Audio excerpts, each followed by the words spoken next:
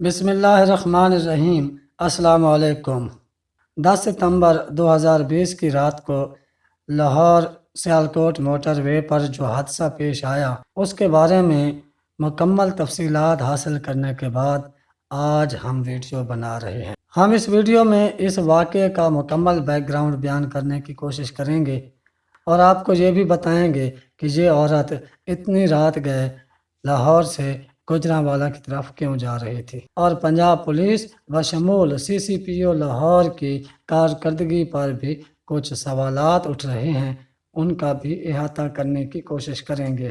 جس جگہ پر یہ واقعہ ہوا، پہلے یہ سمجھنا ضروری ہے کہ یہ کس قسم کا علاقہ ہے اور کہاں پہ ہے۔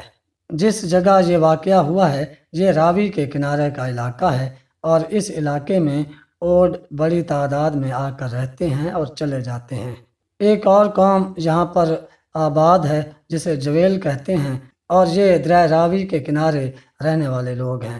ان میں سے بیشتر کے بارے میں یہ تاثر موجود ہے کہ یہ کرمنلز ہیں، اور اکثر و بیشتر یہاں پر قتل و غارت کے واقعات ہوتے رہتے ہیں۔ یہ وہی علاقہ ہے جہاں پر وزیر اعلیٰ پنجاب اور وزیر اعظم پاکستان عمران خان نیا لاہور کے نام سے دبئی کی طرز پر ایک نیا لاہور شہر بسانا چاہتے ہیں۔ یہ موٹر وے شہباز شریف صاحب نے شروع کیا تھا، اور اس کا آغاز رنگ روڈ سے ہوتا ہے۔ جب آپ رنگ روڈ سے سیالکوٹ کی طرف مڑیں یا گجرانوالہ نارووال جانا چاہیں یا گجرات جائیں تو یہ ایک مختصر ترین اور صاف ستھرا راستہ ہے۔ اس لیے سیالکوٹ، گجرانوالہ، نارووال، گجرات جانے کے لیے لوگ اکثر و بیشتر اسی راستے کو استعمال کرتے ہیں، اور اس سے ہی بہتر سمجھا جاتا ہے، اور اب تو اسے بہت بڑی تعداد میں لوگ استعمال کر رہے ہیں۔ اس روڈ کے افتتاح کو 6 ماہ سے زیادہ عرصہ ہو گیا ہے۔ آپ کو یہ تو پتہ چل گیا کہ راستہ کیسا ہے۔ اب ذرا کچھ پیش آنے والے واقعے کو دیکھتے ہیں، اور CCPO لاہور کے سوالات کے جواب بھی اس میں آ جائیں گے۔ یہ جو خاتون ظلم کا نشانہ بنی ہیں، یہ 9 سال بعد فرانس سے واپس آئی تھیں۔ ان کے ساتھ ایک بیٹی اور 2 بیٹے تھے، اور یہ DHA لاہور میں اپنی ایک سہیلی کو ملنے آئیں، اور یہاں سے وہ اپنے گھر گجرانوالہ واپس جا رہی تھیں۔ سہیلی کے گھر سے نکلتے ہوئے انہیں کچھ دیر ہو گئی تو ان کو GT روڈ کا راستہ بتایا گیا، مگر ان کو سمجھ نہ آیا، تو ان کو سہیلی نے سب سے آسان راستہ یہ بتایا کہ رنگ روڈ پر جا کر محمود بوٹی سے تھوڑا پہلے وہ سیالکوٹ موٹر وے پر چلے جائیں۔ خاتون کو یہ راستہ نسبتاً آسان لگا اور اس نے اسی کو لے لیا۔ خاتون کو معلوم تھا کہ ان کی گاڑی میں فیول کم ہے، مگر وہ فرانس کی عادی تھیں، اس لیے انہوں نے یہ سوچا کہ ہر 5 کلومیٹر بعد ایک فلنگ اسٹیشن آ جاتا ہے، لہٰذا وہ موٹر وے پر ہی ریفلنگ کروا لیں گی۔ مگر فرانس میں ایسا ہوتا ہے، پاکستان میں تو ایسا مسئلہ ہے کہ اتنا جلدی فلنگ اسٹیشن نہیں ملتے، اور اسے رات کو بھی نکلنے میں مسئلہ اس لیے نہیں تھا کہ اسے یہ بتایا گیا تھا کہ اب پاکستان پرامن ملک ہے، اور اب وہاں پر کسی قسم کی کوئی دہشت گردی یا حالات خراب نہیں ہیں، اس لیے اب اسے کوئی خطرہ نہیں تھا۔ یہ عورت رنگ روڈ پر آئی تو پیٹرول پمپ دیکھتی رہی، مگر اسے رنگ روڈ پر کوئی پیٹرول پمپ نہ ملا۔ پھر جب اس کی گاڑی موٹر وے پر 3 کلومیٹر چلی تو اس کی گاڑی رک گئی، کیونکہ اس میں پیٹرول ختم ہو گیا تھا۔ تو اس نے 1:15 بجے کے قریب اپنے ایک رشتہ دار کو فون کیا، تو اس نے انہیں مشورہ دیا کہ کیونکہ وہ موٹر وے پر ہیں اس لیے 130 پر کال کر کے موٹر وے سے ہیلپ لیں، اور خود ان کی مدد کے لیے نکل پڑے۔ موٹر وے پولیس کو اس خاتون نے تقریباً 4 منٹ 10 سیکنڈ تک کال کی۔ اس میں انہوں نے اس خاتون کو بتایا کہ یہ علاقہ ان کی جورسڈکشن میں نہیں آتا، اس لیے وہ ان کی کوئی مدد نہیں کر سکتے۔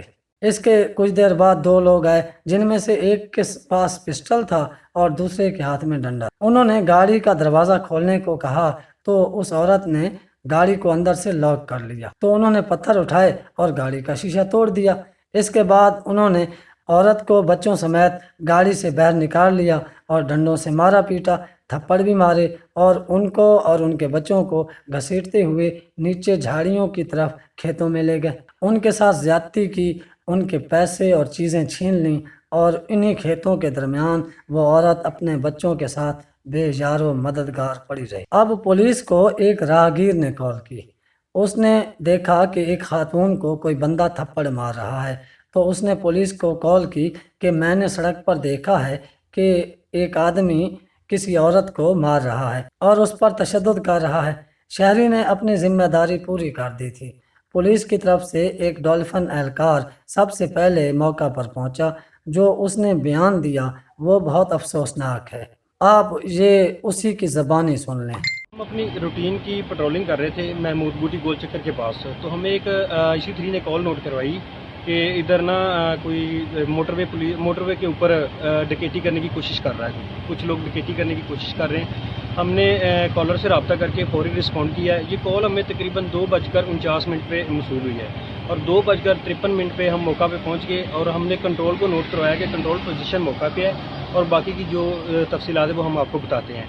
تو ادھر جب گاڑی کے اندر لائٹ مارنے سے ہمیں گاڑی کے اندر کچھ نہیں ملا، کوئی فیملی نہیں تھی ادھر، تو ہم نے نیچے نا موٹر وے سے تھوڑا نیچے کی طرف لائٹ سے ہمیں ایک معلوم ہوا کہ ادھر ایک جوتا پڑا ہوا ہے بچے کا۔ جب وہ جوتا ہمیں نظر آیا تو ہم نے ادھر فائرنگ کی۔ ہم نے 6 سے 8 راؤنڈ تقریباً فائر کیے ہیں۔ تو اس کے بعد ہم لائٹ کی مدد سے اپنی ٹارچ کی مدد سے نیچے گئے ہیں موٹر وے پہ، تو آگے ہمیں ایک اور جوتا ملا بچے کا۔ میں نے ساتھیوں کو بلایا کہ ادھر کچھ لوگ جا رہے ہیں، مجھے شک ہو رہا ہے کہ نشانات جا رہے ہیں پاؤں کے، تو میرے ساتھی میرے ساتھ نیچے گئے ہیں۔ ہم نے آوازیں لگانا شروع کی کہ کیا ادھر کوئی ہے، ہم پولیس سے ہیں، کیا ہمیں کوئی سن رہا ہے، تو ہمیں کوئی آواز نہیں آئی۔ اس کے بعد تقریباً پھر ہم نے آواز لگائی کیا کوئی ادھر ہے، کیا ہمیں کوئی سن رہا ہے، تو ہمیں ایک آواز سنائی دی بھائی۔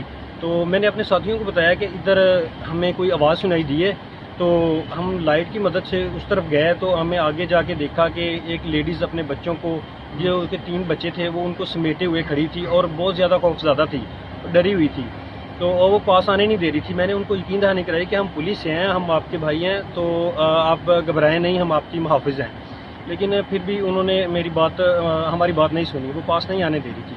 تو اس کے بعد پھر ہم اس کے پاس گئے ہیں، ان کو اپنا وائرلیس سیٹ انہوں نے دیکھا تو اس نے یقین کیا، تو پھر انہوں نے بچے ہمارے ہینڈ اوور کیے، تو بچے ہمارے ہینڈ اوور کیے اور بہت زیادہ خوفزدہ تھی۔ پھر ہم نے ان کو موٹر وے کے اوپر لے کے آئے ہیں، ادھر لا کے ان کو پانی شانی پلایا ہے، وہ تھوڑا ہوش میں آئے ہیں، تو ان کی فیملی سے رابطہ ہوا ہے۔ اس کے بعد تھوڑی دیر بعد تھانے کی گاڑی آ گئی۔ آپ نے ڈولفن اہلکار کی زبانی سن لیا کہ اس عورت کو کیسے ریسکیو کر کے واپس موٹر وے پر لایا گیا۔ اس وقت یہ عورت اتنی شدید ذہنی اذیت میں تھی کہ اس نے پولیس کو اتنے تک کہہ دیا کہ مجھے گولی مار دیں اور اس واقعے کا کسی کے سامنے ذکر نہ کریں۔ بہرحال پولیس نے اس کو ریسکیو کر کے ہسپتال پہنچایا، ان کا میڈیکل کروایا اور مقدمہ درج ہو گیا۔ پولیس نے کچھ لوگوں کو گرفتار بھی کیا ہے، جن میں سے 2 لوگ وہ بتائے جا رہے ہیں جو اس خاتون کا ATM کارڈ استعمال کر رہے تھے اور 12 کچھ اور ہیں۔ اور آج نئی اطلاعات کے مطابق یہ بھی بتایا جا رہا ہے کہ پولیس نے ان دونوں بندوں کو بھی گرفتار کر لیا ہے جو مرکزی ملزمان تھے اور جنہوں نے اس عورت کے ساتھ اصل میں زیادتی کی ہے، مگر یہ بات شاید اس لیے چھپائی جا رہی ہے کہ پولیس ان کا پکا علاج کرنا چاہتی ہے جس کے وہ مستحق۔ بہرحال اس کا بعد میں پتہ چلے گا۔